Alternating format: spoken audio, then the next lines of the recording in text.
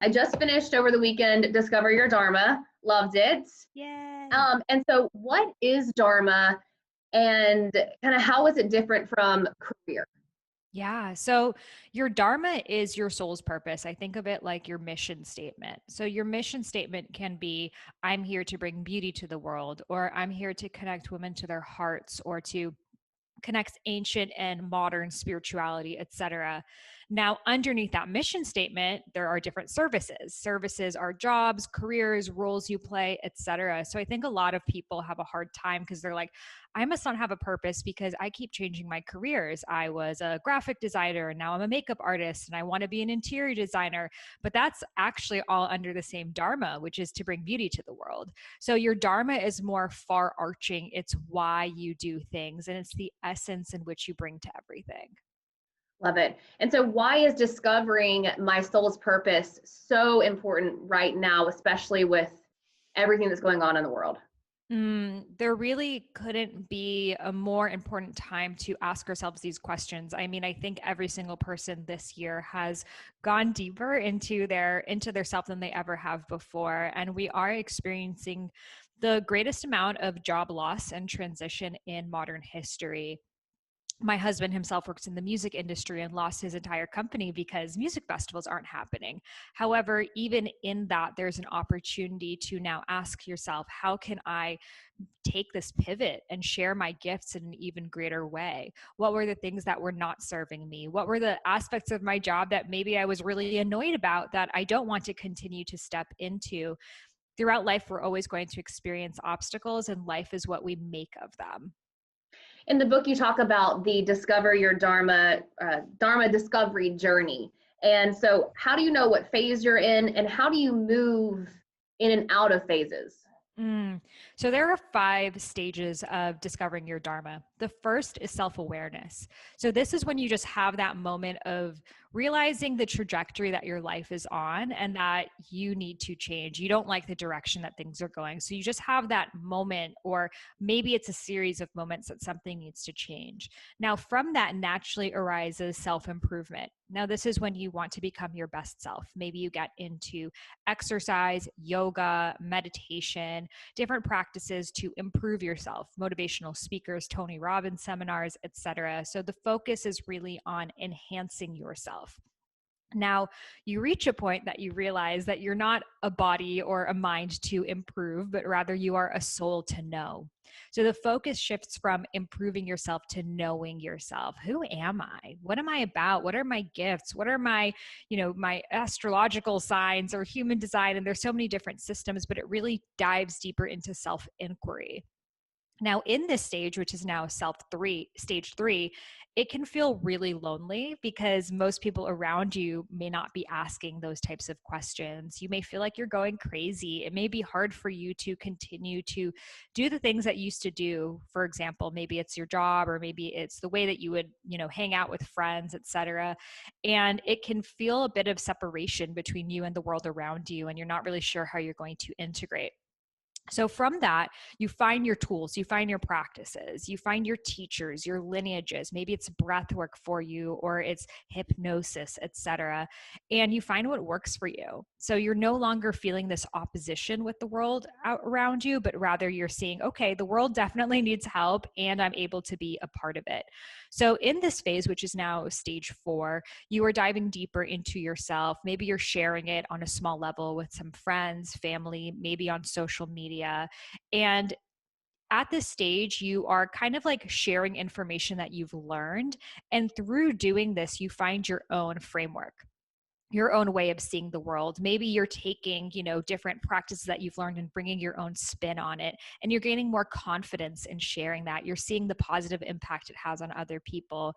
And eventually you'll find your own way of expressing. Now, this doesn't mean you're going to teach spirituality. It may be your unique form of architecture or your unique way of coding websites or whatever else, but you're finding your magic sauce that you're bringing to things. And that brings us into stage 5, Dharma embodiment. Now, the biggest shift that happens between stages 4 and 5 is we shift from me to we. So the stages before have to be about me. How can I set boundaries? How can I practice self-care? How can I know myself? How can I improve myself? We have to do those things. However, when you align with your Dharma, it becomes something so much greater than just you. So you realize the reason why I'm doing these things is not for me. It's so I can be of service to humanity. And from that place, you're actually fueled with so much more energy and life force than you could have, if it was just for you on your own. And this is possible for every single person. It's every single person's birthright to be living in alignment with their Dharma and in their sacred doing, where their doing and their being merge. So it no longer feels like the separation, or sometimes we enter practices, even meditation, of how can I numb myself of the world? How can I, separate myself? And it actually becomes, how do I ingrain and integrate even deeper into my doing that I actually am being while I'm doing it? Mm. When you talk about it in the book, you say that there are some common ways that people find their Dharma. So what are some of those ways? Mm. So I found when I was, researching and interviewing so many people that it wasn't a one size fits all. And I think our society really likes to look at the person quit their job and moved into their van and came up with this idea and now it's Uber. And it's like, that's not really the case for every single person. So I realized that there are 4 main pathways to finding your Dharma. The first is you have a gift that you know that you are here to share. So for example, you have a beautiful voice, or you're really great at organizing, or you can play basketball really well or something. So oftentimes we look at people like this and we think, oh, they must have it made. It must be so nice to just like have a voice like Adele. But there are many, many people who have beautiful voices and are not out there sharing it. So just because you have a gift, it doesn't mean that you don't have to put in work. Now you have to put in the work, the dedication, the structure to take that further out. The second pathway is the breakdown breakthrough. Now, this is someone who has experienced a breakdown, an on their knees moment, a health crisis, a divorce, a job loss, something that they had no choice but to change their ways. And from that, their pain became their purpose. So we see that with a lot of motivational speakers, authors, self-help people, etc. This was my type. The third is you had an obstacle that you have overcome, and now you're able to help other people overcome it as well. So an example I share in the book is this woman. She had really bad social anxiety. She wasn't able to read social cues very easily. So she started to make flashcards for herself. Okay, this face means they're excited. This means they're nervous. This means they're confused. And then she started to share it with her friends. And they're like, this is really good. You should put this on a blog. And then later on, that blog became a book. And now she's able to teach other people how to handle social situations. So this was not a breakdown moment that she had, but it was an obstacle that she's overcome and is now helping others overcome it. Now, the fourth type is you were able to help someone else overcome an obstacle, and now you have found passion in helping others. So an example of this is, let's say a parent of yours has cancer. So you become very passionate about learning about cancer treatments, alternative therapies, holistic health, etc., because you care about this person. And now with all of this knowledge, you may want to share it with other people. So just because it wasn't your personal experience, you are still having this desire to share it with others. So I find that sometimes people feel like, I don't have a life-defining moment, or my life was normal, I must not have a purpose. But it could just be something that it hurts your heart to think that this is happening to other people and you're wanting to step into. Love it.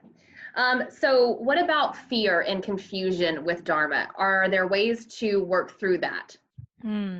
So one of the biggest obstacles that people get to overcome to find their Dharma is moving through this concept of confusion. A lot of people say, I'm confused. I have too many ideas. I don't know what to do. So then they remain stuck. This was definitely my story as well. And I share a reframe in the book that there's actually no such thing as confusion. Confusion does not exist, because confusion really is the process of evaluating your truth. Confusion is actually a much higher vibration than apathy, because apathy is, oh, this is my life, whatever, you keep moving on. Confusion is your wheels are spinning. You're thinking, oh, could there be something better out me? I'm weighing different options. I'm seeing possibilities. You need to go through confusion to get to the clarity. So if you're confused, you're actually right on track. And so why did you feel the call to birth the book? So in my own journey of going through my health issues, my body shutting down and having perimenopause when I was 21 years old, and finding Ayurveda, the world's oldest health system and the sister science of yoga, healing my body with that, naturally wanting to share it with others, and going through so many obstacles to eventually write books and share it, the question I kept getting from people was how? Like, how are you doing this? How are you making a living sharing like ancient health system with the world? That it made me think about my own process of all of those blocks I had, the stories, the conditioning, etc. And that prompted me to begin sharing more about it. I decided to create a podcast to talk more about that aspect of the journey. And then when I was actually originally writing this book, the concept was not Discover Your Dharma at all. It was called A Vedic Guide to Living Your Best Life. And it was just kind of taking different Vedic teachings.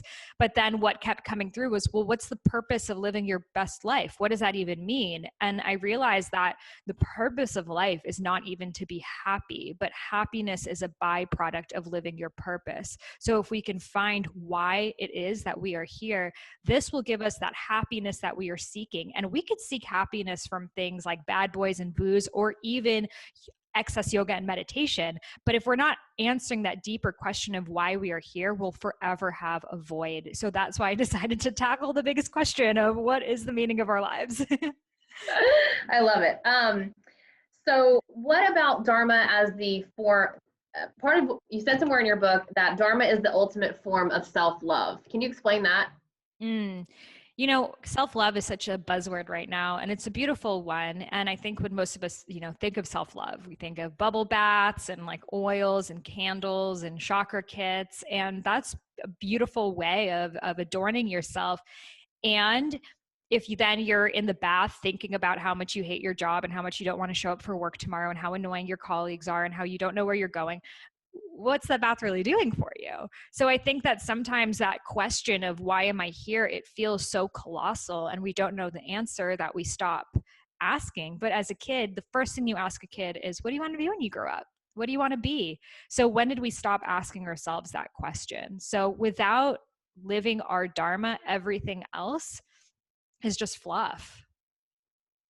And then finally, what would you say to people who might hear this on the news? And actually the segment is called Your Best Life. So that's interesting that was what the first concept was. But maybe they're from a different spiritual background. How would you still explain to them that this book is for them, even though you do talk a lot about different spiritual, topics in the book? Yeah. So whatever background in religion you come from, all teachings will share that we each have a gift. We each were born to share, to bring more light into the world. So all of our languaging is essentially saying the same thing over and over and over again. So you can call it your Dharma, you can call it your mission, your purpose, your calling, whatever it is that resonates with you. But I think we can all feel that, especially at this time, we're being called to be of service to humanity. And the best way that we can do it is to align it with what brings us the most joy.